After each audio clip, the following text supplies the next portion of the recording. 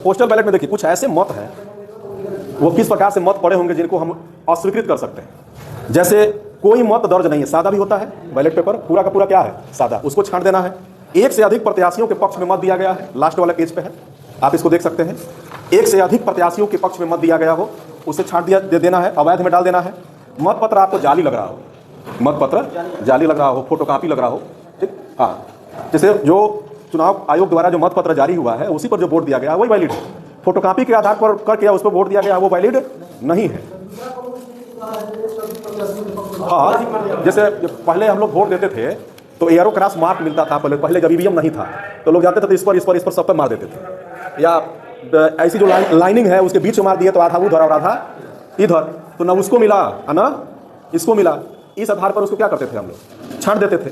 अब पेन से चूंकि करना होता है, पेन से, तो मान लीजिए 5 लोग प्रत्याशी हैं तो 5 प्रत्याशी पर दूसरी जगह पेन से टिक कर दिए तो मतलब वो भी अवैध हो गया, करना एक ही पर है। तो ये तो सिंपल सी बात है, अवैध हो गया भाई। सिर्फ एक ही टिक को लेना है, एक ही टिक को लेना है।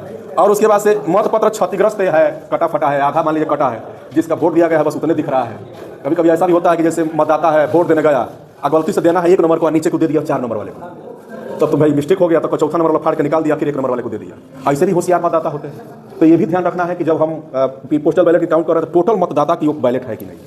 ये छोटी छोटी सावधानियां हैं, यदि इन छोटी छोटी सावधानियों पर हम ध्यान नहीं रखेंगे तो फिर मामला गड़बड़ हो जाएगा। और फिर ये विधिमान्य लिफाफे से इतर, यानी कि जो आपका लिफाफा है 83, उसके अलावा अन्य कोई लिफाफा या कोई सादा या इस टाइप का है तो उसको मान्य नहीं करना है। फिर से मत पत्र पर मत का निशान इस प्रकार अंकित हो कि जो स्वयं में संदिग्ध हो, जिसे स्पष्ट करना मुश्किल हो। जैसे साइने मारना है तो आधा पहला कॉलम में है और आधा दूसरा कॉलम में है, साइन कर दिए तो अब नीचे वाला तो हिस्सा दूसरे कॉलम में है, आधा हिस्सा ऊपर वाले कॉलम में चला गया, इसको भी अवैध कर देना है। मत पत्र पर ऐसा चिन्ह हो जिससे मतदाता की पहचान की जा सकती है। कुछ ऐसे मतदाता बड़ा होशियार होते हैं, अपने प्रत्याशी को दिखाने के लिए जाके चेक कर लेना हम ऐसा निशान बनाए हैं, वो हमने वोट दिया हुआ है, होता है ना। अब आगे है कि अभ्यर्थी को आवंटित स्थान में कहीं भी चिन्ह लगाने पर संबंधित अभ्यर्थी के पक्ष में विधिमान्य मत समझा जाएगा। डाक मत पत्र पर दर्ज मत को केवल इस आधार पर अस्वीकृत नहीं किया जा सकता कि मत को इंगित करने वाला चिन्ह अस्पष्ट है अथवा एक से अधिक बार लगाया गया। मतलब कहीं निशान नहीं लगा है, अगर उस अभ्यर्थी के कॉलम में थोड़ा सा भी निशान पेन से लगा हुआ है तो उसको वैध माना जाएगा, है ना। या 2 बार लग गया है या 3 बार लग गया है, उसी कॉलम में 4 बार भी लगा है तो उसको वैध माना जाएगा, मतलब उसी के कॉलम में लगा हुआ है, ठीक है। अब ऐसा ये कह रहा है कि सभी वैध डाक मत पत्रों प्रारूप 13 में रखा हुआ डाक मत पत्र को ऐसे अभ्यर्थीवार मतों का 50-50 बंडल बनाया जाएगा। यदि किसी प्रत्याशी का मत पत्र 50 से कम है तो उसकी गणना एक बंडल में ही होगी, यानी 20 हो चाहे 25 हो चाहे 5 हो तो एक बंडल में। यदि 50 से 60 है 70 है तो एक बंडल 50 का बनेगा और शेष बंडल दूसरा बन जाएगा, हाँ जितना भी हो, ठीक है। तत्पश्चात प्रत्येक प्रत्याशी को प्राप्त कुल डाक मतों का गणना किया जाएगा। यानी इतनी सावधानी रखने के बाद डाक मतों का क्या किया जाएगा, गणना किया, मतलब जितनी कमियां हैं इस तरह की दिख रही है उन सबको क्या कर दिया जाएगा, अलग छांट के रख दिया जाएगा। मतगणना परिणाम को प्रारूप 20 में बीच में अभ्यर्थीवार अंकित किया जाएगा और निर्वाचन अधिकारी द्वारा एजेंटों को घोषणा के द्वारा सूचित किया जाएगा, बोल करके उन्हें बताया जाएगा।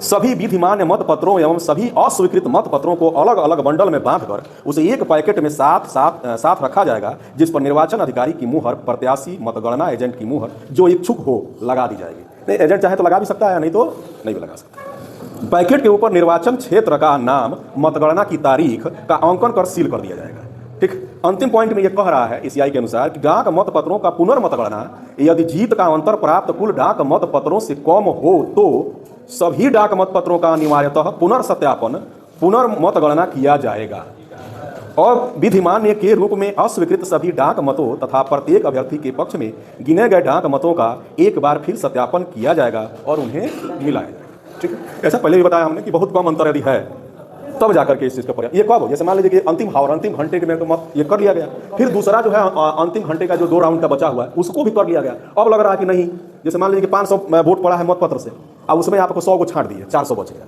अब 400 बच गया, उसमें सबको जितना जितना मिला है वो दे दिया गया। अब अंतर हो रहा है 5 गो, 7 गो, 2 गो, 1 गो, कभी कभी 1 से भी होता है और ये मामला बड़ा गड़बड़ हो जाता है। उसमें मत पत्रों को पुनः जो है फिर से वैध अवैध छांटते हुए दिखा करके इसमें टाइम लगता है, ठीक है। तो इस चीज़ का आप मत पत्रों में किसे अस्वीकृत किया जा सकता है और किसे स्वीकृत किया जा सकता है उसके बारे में पूरा गाइडलाइन दिया हुआ है। आप इस चीज़ को एक बार पुनः अपने फिर से पढ़ लेंगे, समझ लेंगे, ताकि वहाँ आपको इस नियम के अनुसार काम करने में सहूलियत हो, ठीक है। मत पत्र में कोई दिक्कत पोस्टल बैलेट में नहीं है।